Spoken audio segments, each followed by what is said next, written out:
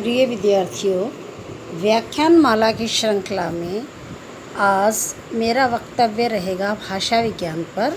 भाषा विज्ञान भाग 2। ये प्रश्नमाला अति लघुत्रात्मक है। इसमें जो नेट जेआरएफ में या जो ऑब्जेक्टिव टाइप प्रश्न पूछे जाते हैं उनसे संबंधित मैंने 50 प्रश्नों की एक प्रश्नमाला तैयार की है। ये सभी प्रश्न जो है अब तक IAS, HCS, RTET, STET, STET, CTET या जितने भी बाकी कम्पिटिटिव एग्ज़ाम्स हैं उनमें लगभग आए हुए प्रश्न हैं और जो बहुत ही महत्वपूर्ण जो है विषय के अनुसार बनते हैं। अब हम इस प्रश्नमाला की तरफ अग्रसर होते हैं।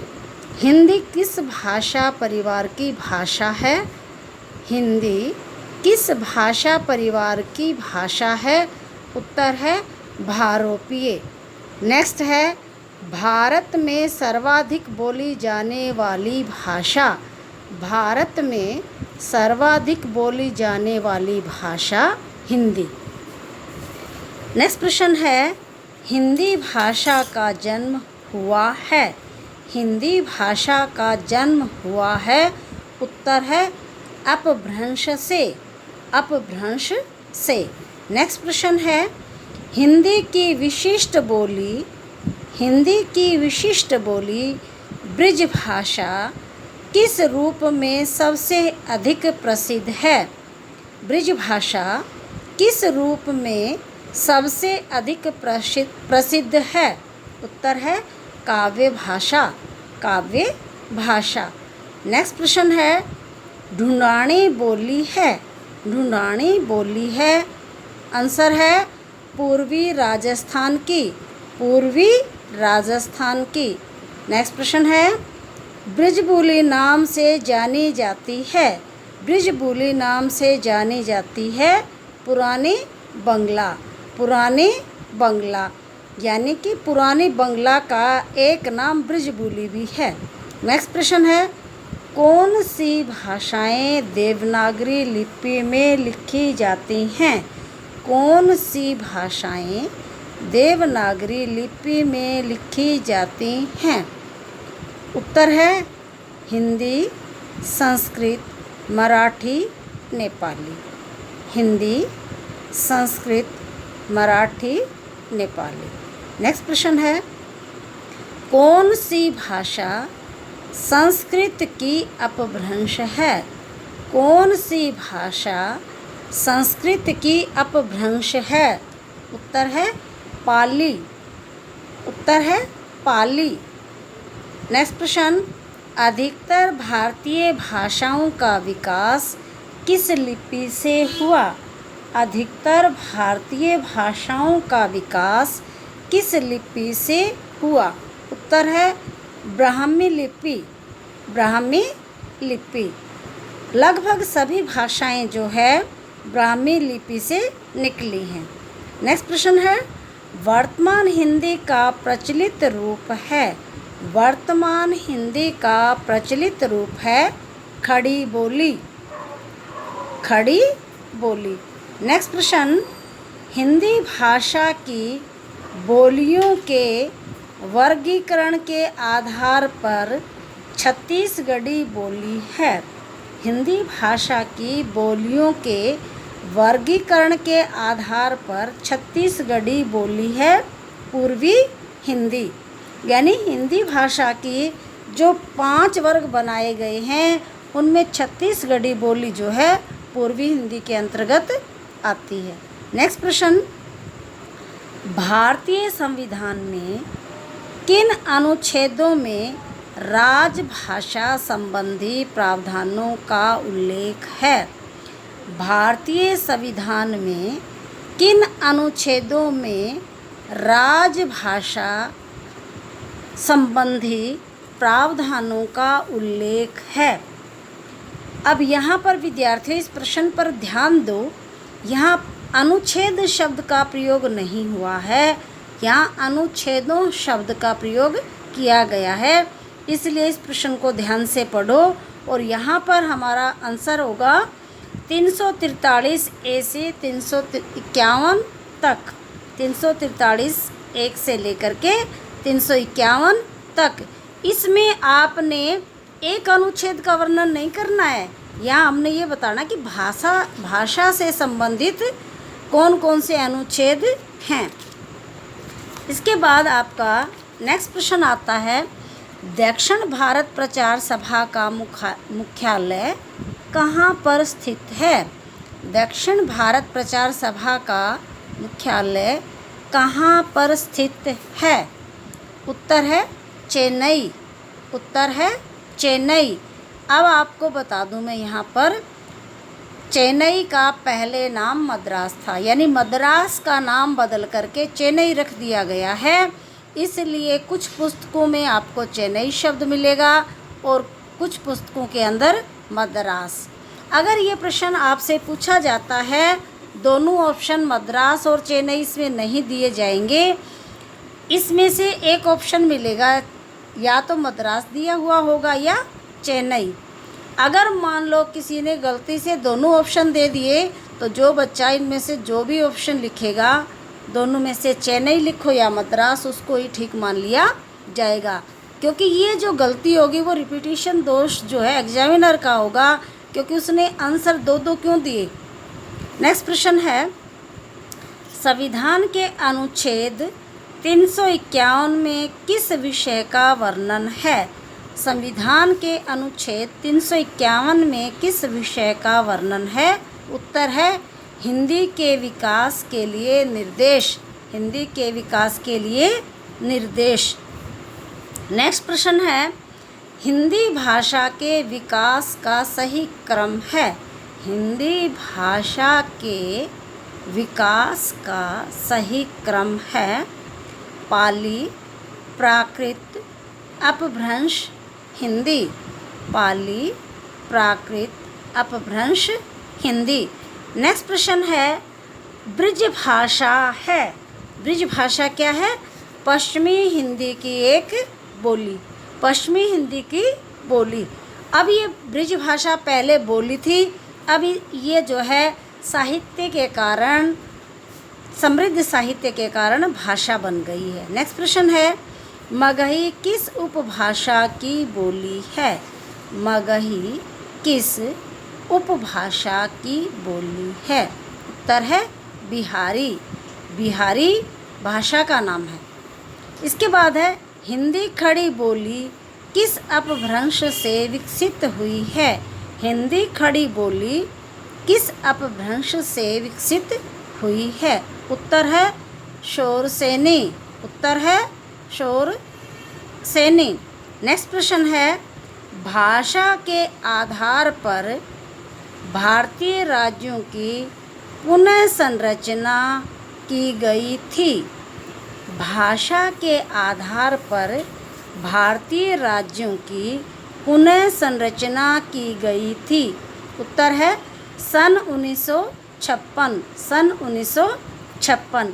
भाषा के आधार पर 1956 में राज्यों का जो है पुनः संरचना की गई थी। नेक्स्ट प्रश्न है, भाषाई आधार पर सर्वप्रथम किस राज्य का गठन हुआ? भाषाई आधार पर सर्वप्रथम किस राज्य का गठन हुआ? उत्तर है आंध्र प्रदेश, उत्तर है आपका आंध्र प्रदेश। नेक्स्ट प्रश्न है, बघेली बोली का संबंध किस उपभाषा से है? बघेली बोली का संबंध किस उपभाषा से है? उत्तर है पूर्वी हिंदी, पूर्वी हिंदी। नेक्स्ट प्रश्न, किस तिथि को हिंदी को राज्य भाषा बनाने का निर्णय लिया गया?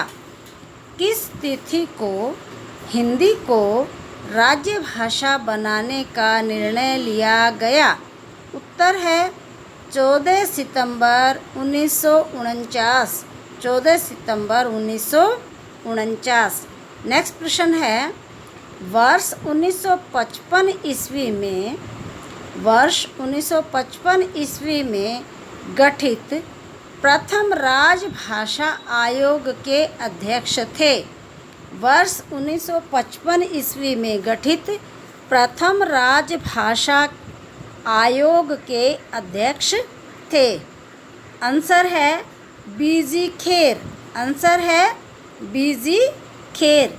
आपसे प्रश्न इस प्रकार से भी पूछ सकते हैं कि प्रथम राजभाषा आयोग का गठन कब किया गया? प्रथम राजभाषा आयोग का गठन कब किया गया? आपका उत्तर होगा वर्ष 1955 या सन 1955। नेक्स्ट प्रश्न है, भारतीय संविधान की 8वीं अनुसूची में शामिल भाषाओं की संख्या। भारतीय संविधान की 8वीं अनुसूची में शामिल भाषाओं की संख्या।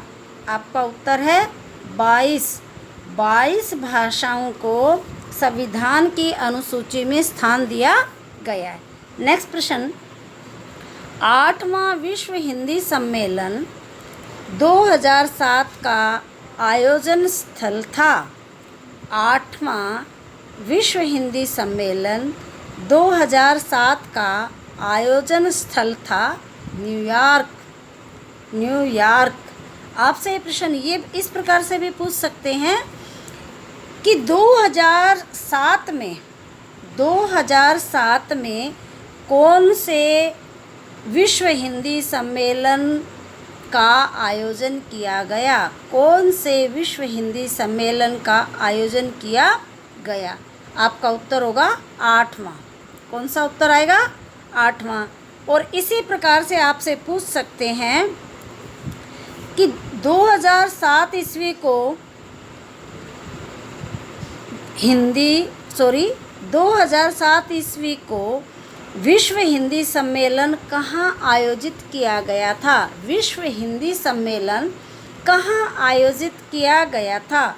आंसर आपका होगा न्यूयॉर्क। इसमें 3 बातें हैं, 8वां विश्व हिंदी सम्मेलन, वर्ष 2007 और न्यूयॉर्क।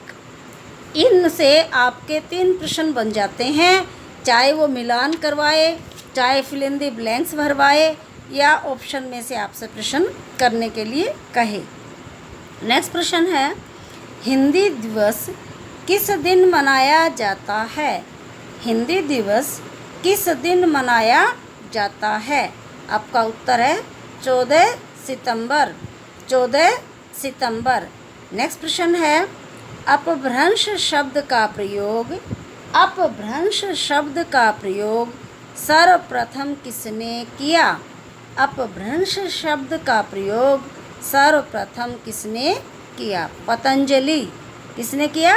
पतंजलि।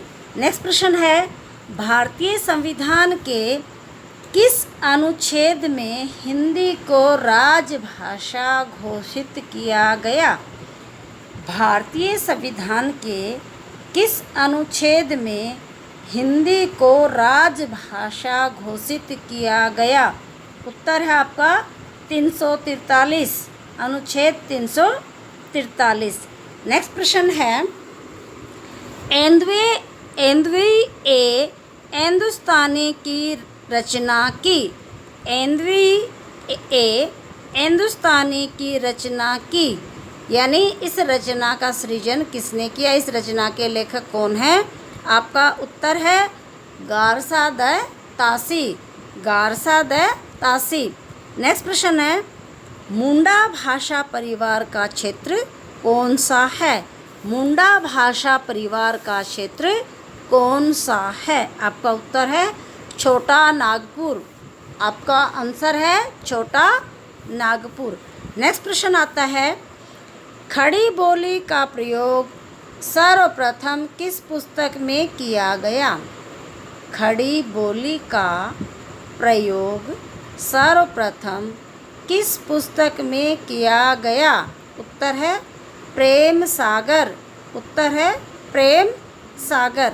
नेक्स्ट प्रश्न है, यह ध्वनि का उच्चारण स्थान कौन सा है? यह ध्वनि का पै ध्वनि का उच्चारण स्थान कौन सा है? पै ध्वनि का उच्चारण स्थान कौन सा है? आपका उत्तर है ओष्ठ। उत्तर है ओष्ठ।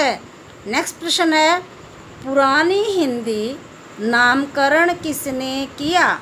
पुरानी हिंदी नामकरण किसने किया? उत्तर है चंद्रधर शर्मा गुलेरी।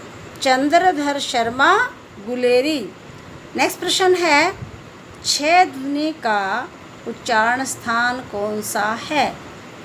छह ध्वनि का उच्चारण स्थान कौन सा है? आंसर है ओष्ठ। आंसर है ओष्ठ। नेक्स्ट प्रश्न है, किन रचनाकारों की भाषा को संध्या भाषा कहा गया है? संध्या भाषा कहा गया है? उत्तर है बोध सिद्ध। उत्तर है बोध सिद्ध। नेक्स्ट प्रश्न है, आचार्य शुक्ल के अनुसार अपभ्रंश के प्रथम महाकवि कौन थे? अपभ्रंश के प्रथम महाकवि कौन थे? अपभ्रंश के प्रथम महाकवि कौन थे? आंसर है स्वयंभू। आंसर है स्वयंभू। नेक्स्ट प्रश्न है, अपभ्रंश के प्रथम महाकवि कौन थे? स्वयंभू। नेक्स्ट प्रश्न है, उच्चरित ध्वनि संकेतों की सहायता से भाव या विचार की अभिव्यक्ति कहलाती है। भाव या विचार की अभिव्यक्ति कहलाती है भाषा। क्या कहलाती है? भाषा। क्योंकि भाषा ही एक ऐसा माध्यम है जिससे हम अपने विचार या भाव बोलकर या लिख कर के प्रकट कर सकते हैं। इसलिए विचारों की अभिव्यक्ति का माध्यम कौन है? भाषा। नेक्स्ट प्रश्न है, लिखित वर्ण संकेतों की सहायता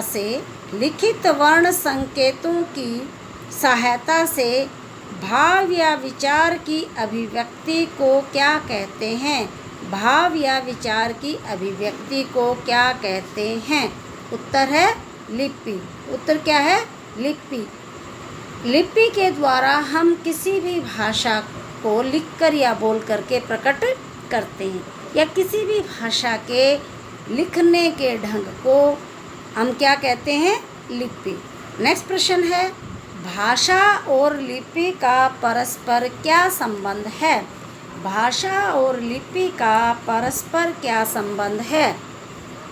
आपका उत्तर है एक दूसरे का पूरक। एक दूसरे का पूरक। या मैं स्पष्ट करना चाहूँगी कि भाषा के बगैर लिपि की कोई महत्ता नहीं है, और लिपि के बगैर भाषा का भी महत्व ज़्यादा नहीं है। क्योंकि बोल बोल करके हम कितनी बातों को बताएंगे। लिपि एक ऐसा सशक्त माध्यम है जिसके द्वारा भाषा जो है हमारे को लिखित रूप में प्राप्त होती है, और उस व्यक्ति के विचार जो है लंबे समय तक भाषा के द्वारा बोलकर या लिख करके लिपि के माध्यम से सुरक्षित रखे जाते हैं। इसलिए लिपि और भाषा एक दूसरे की क्या है? पूरक है। एक दूसरे को पूर्णता जो है तभी मिलती है जब दोनों एक दूसरे का साथ देती हैं, साथ होती हैं। नेक्स्ट प्रश्न है, हिंदी गद्य के विकास के लिए प्रारंभिक प्रयास करने वाली संस्था का नाम fort William college Calcutta. Fort William college Calcutta. यहाँ पर बच्चों 3 प्रश्न निकलते हैं। फोर्ट विलियम कॉलेज कहाँ पर है? फोर्ट विलियम कॉलेज कहाँ पर है? कलकत्ता में। हिंदी गद्य के विकास के लिए प्रारंभिक प्रयास करने वाली संस्था कौन सी है? Fort William college. Fort William college. Next प्रश्न है, भाषा की अभिव्यक्ति के कौन कौन से रूप हैं? भाषा की अभिव्यक्ति के कौन कौन से रूप हैं? उत्तर है मौखिक, लिखित। मौखिक और लिखित। अब क्या है, भाषा को हम या तो बोल करके प्रकट करते अपने विचार या लिख करके। तो भाषा की अभिव्यक्ति के कितने साधन हो गए? 2। कौन कौन से? मौखिक और लिखित। नेक्स्ट प्रश्न है, मानक हिंदी किस बोली से विकसित हुई है? मानक हिंदी किस बोली से विकसित हुई है? उत्तर है खड़ी बोली। उत्तर क्या है? खड़ी बोली। नेक्स्ट प्रश्न है, भारतीय संविधान में किस भाषा को राजभाषा के रूप में स्वीकार किया गया है? भारतीय संविधान में किस भाषा को राजभाषा के रूप में स्वीकार किया गया है? उत्तर है हिंदी। हिंदी भाषा को राजभाषा के रूप में स्वीकार किया गया है।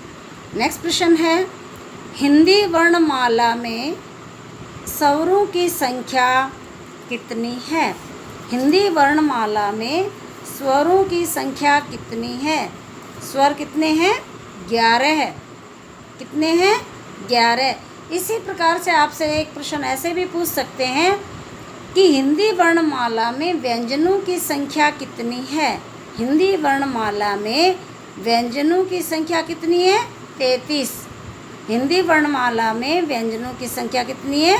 33। नेक्स्ट प्रश्न है, पाणिनि ने किस ग्रंथ द्वारा भाषा को एक रूपता देने का प्रयास किया? पाणिनि ने किस ग्रंथ द्वारा भाषा को एक रूपता देने का प्रयास किया? उत्तर है अष्टाध्यायी। अष्टाध्यायी। अब देखो, इसके 3 प्रश्न बन सकते हैं। अष्टाध्यायी रचना किसके द्वारा लिखित है? अष्टाध्यायी रचना किसके द्वारा लिखित है? आपका आंसर होगा पाणिनि। आपका आंसर क्या होगा? पाणिनि। अब इसमें से एक प्रश्न ये भी बन सकता है, भाषा को एक रूपता देने का प्रयास किसने किया? भाषा को एक रूपता देने का प्रयास किसने किया? पाणिनि ने। किसने किया? पाणिनि ने। अब यहाँ पर भाषा को एक रूपता अलग प्रश्न बन गया, अष्टाध्यायी से अलग प्रश्न बन गया और पाणिनि जी से अलग प्रश्न जो है बन गया। यानी एक प्रश्न का एग्जामिनर 3 प्रश्न बना सकता है और 3 प्रश्नों को जोड़कर एक प्रश्न भी बना सकता है। नेक्स्ट प्रश्न क्या है, हिंदी भाषा का संबंध किससे है? हिंदी भाषा का संबंध किससे है? उत्तर है शौरसेनी अपभ्रंश। शौरसेनी अपभ्रंश। नेक्स्ट प्रश्न है, देसिल बयाना सब जग मिठा। देसिल बयाना सब जग मिठा किसका कथन है? किसका कथन है? विद्यापति का। और आपसे ये भी पूछ सकते हैं, भाषा के संबंध में विद्यापति ने कौन सा कथन कहा? भाषा के संबंध में विद्यापति ने कौन सा कथन कहा? आपका आंसर क्या बन जाएगा? देसिल बयाना सब जन मिठा। देसिल बयाना सब जन मिठा। नेक्स्ट प्रश्न क्या है, हिंदी नई चाल में ढली। हिंदी नई चाल में ढली सन 1873 में। सन 1873 में यह कथन किसका है? सन 1873 में ये कथन किसका है? आपका उत्तर है भारतेंदु हरिश्चंद्र। भारतेंदु हरिश्चंद्र। अब इसी प्रश्न को ऐसे भी पूछ सकते हैं कि हिंदी नई चाल में ढली। हिंदी नई चाल में ढली ये कथन किसका है? हिंदी नई चाल में ढली ये कथन किसका है? तो आपका आंसर क्या होगा? भारतेंदु हरिश्चंद्र। भारतेंदु हरिश्चंद्र। और आपसे ये भी पूछ सकते हैं कि भाषा के संबंध में भारतेंदु हरिश्चंद्र जी ने कौन सा कथन कहा? भाषा के संबंध में भारतेंदु हरिश्चंद्र जी ने कौन सा कथन कहा? आपका आंसर क्या होगा? हिंदी नई चाल में ढली। हिंदी नई चाल में ढली। आपको जो ऊपर प्रश्न बताया था इसी तरह से यहाँ पर भी एग्जामिनर जो है एक प्रश्न से 3 प्रश्न भी बना सकता है और 3 प्रश्नों को कंबाइंड करके जोड़ करके आपसे एक प्रश्न भी पूछ सकता है। जैसे इसमें पूछा है कि हिंदी नई चाल में ढली, ये कथन किसने कहा और कब कहा। भारतेंदु जी ने 1873 में ये कथन कहा। नेक्स्ट प्रश्न है, भरत मुनि ने अपभ्रंश को क्या नाम दिया। भरत मुनि ने अपभ्रंश को क्या नाम दिया। आपका आंसर है अशुद्ध भाषा। अशुद्ध भाषा। तो आपसे ये भी कह सकते हैं अपभ्रंश को अशुद्ध भाषा नाम किसने दिया। आपसे प्रश्न ऐसे भी पूछ सकते हैं अपभ्रंश को अशुद्ध भाषा का नाम किसने दिया। आपका आंसर होगा भरत मुनि। आपका आंसर है भरत मुनि। अब नेक्स्ट प्रश्न है,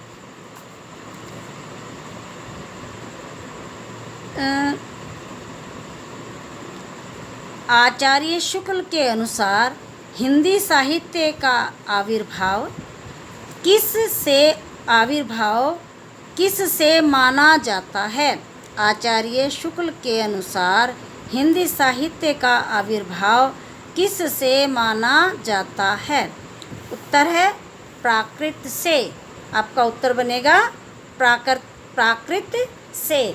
प्रिय विद्यार्थियों, ये प्रश्नमाला जो है अत्यंत महत्वपूर्ण है और जो अब से पहले की जितनी परीक्षाएं हुई हैं उनमें से लगभग सभी प्रश्न जो हैं कभी किसी वर्ष पूछे गए हैं। इसलिए मैंने बड़ी मेहनत से आप लोगों के लिए प्रश्नमाला बनाई है ताकि जो बच्चे जिस भी परीक्षा की तैयारी कर रहे हैं, चाहे IAS है, HCS है, CTET है, स्टेट है, आपका PGT है या कोई और भी आपका कम्पिटिटिव एग्ज़ाम्स है, या जो IAS के अंदर HCS के अंदर जो बच्चे हिंदी स्पेशल लेंगे उनके लिए ये बारीकी से जो है मैंने विशेष रूप से ये लेक्चर तैयार किया था। और मेरी उम्मीद है, आशा है आप लोगों से कि आप इसका फ़ायदा उठाएंगे और अवश्य ही आपकी परीक्षा के अंदर उत्तीर्ण होंगे।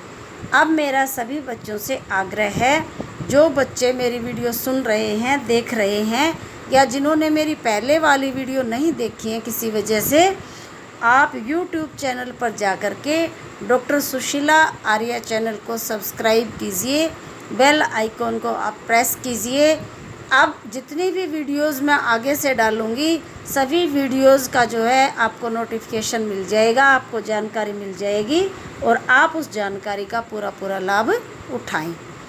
अब जो वैश्विक महामारी है उसके बारे में मैं यही 2 शब्द कहूँगी कि ये महामारी जो है सुरसा के मुंह की भांति फैल चुकी है। इससे बच कर के रहें, व्यर्थ में घर से बाहर न जाएं। अगर बाहर जाना पड़े पूरी सावधानी बरतें, सोशल डिस्टेंसिंग है उसका पालन कीजिए, चेहरे पर मास्क पहन कर के आइए और बेकार में दाएं बाएं मत भटकिए, घर पर रहिए, सुरक्षित रहिए। आप भी अगर घर पर रहकर सुरक्षित रहते हैं तो आपके लिए, परिवार के लिए, समाज के लिए, देश के लिए ये भी बड़ी एक महत्वपूर्ण सेवा है। आप इसमें भी हमारे देश का बहुत बड़ा योगदान दे रहे हैं। धन्यवाद।